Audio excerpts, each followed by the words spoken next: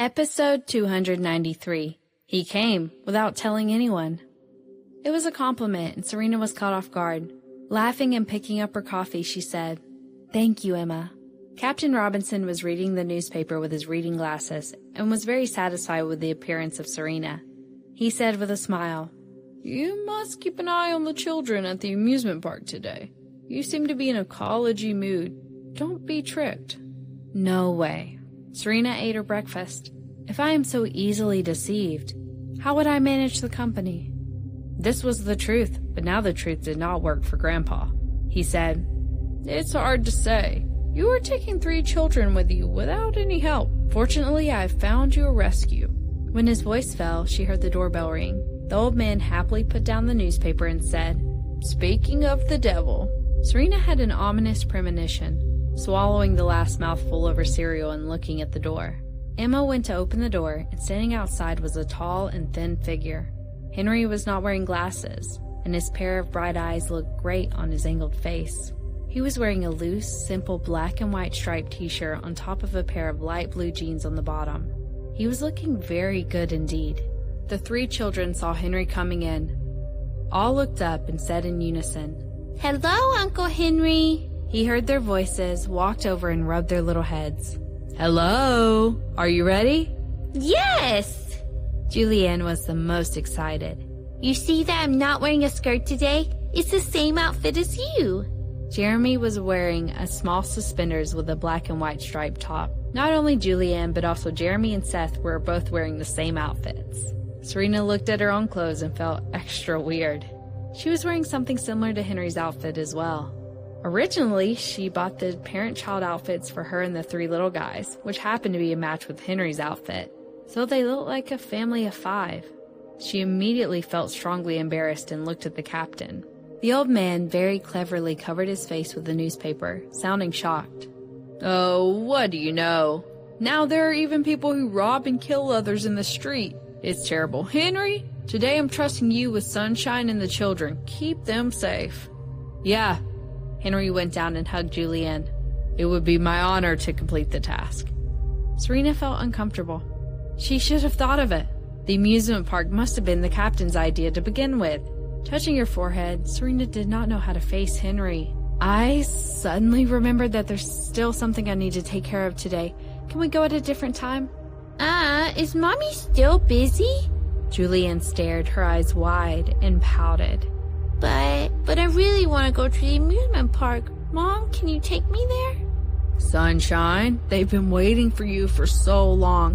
When was the last time you took the children out? You were working all day long and need to spend more time with them." Captain Robinson hid himself behind the newspaper, afraid to see Serena's expression. "Grandpa!" Serena was a little angry. Although she knew that he was doing this for her good, she still couldn't help but feel a bit put off. He knew very well how Henry had treated her, but it was precisely because of that she did not want to owe him too much. Grandpa simply set her up this time. Didn't he know that she would feel embarrassed and guilty? The old man pretended to have heard nothing and said to Jeremy, "You must not run away. Listen to your mother and take care of your sister. Got it?" The little guy nodded. "I know, Great-Grandpa. I will take care of my sister. And me." Seth was not willing to be left out, and Julianne was in the arms of Henry, grabbing his neck and looking at Serena. "Mom, are you full?" Henry looked at Serena and smiled a little. "Let's go." Serena did not want to go at all, but seeing the expecting faces of her kids, she was reluctant to let them down. Julianne ran to the dining room and pulled Serena's hand.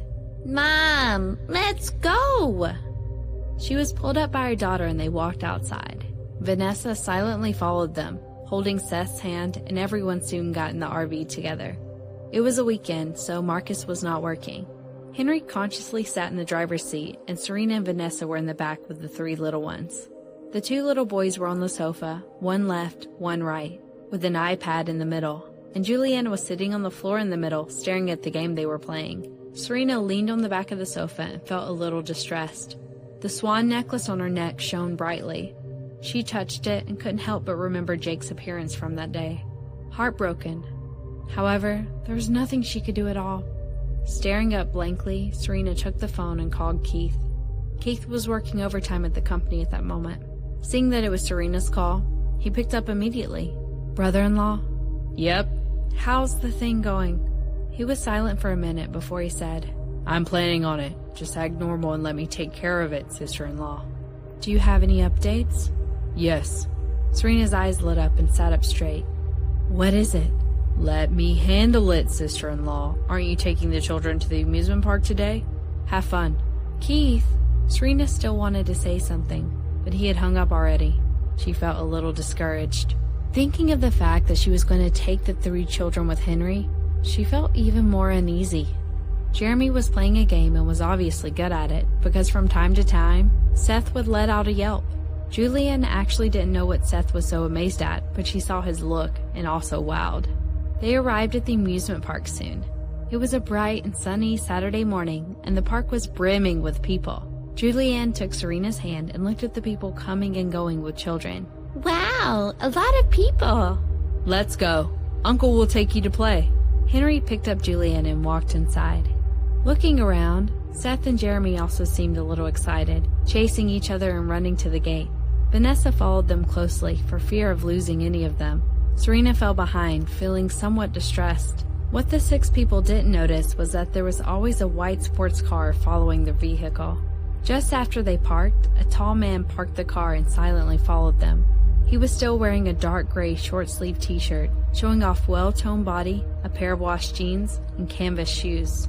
Wearing a large cap on his head and a large pair of sunglasses, he covered his ears with light-colored hair, revealing only a sapphire cross stud.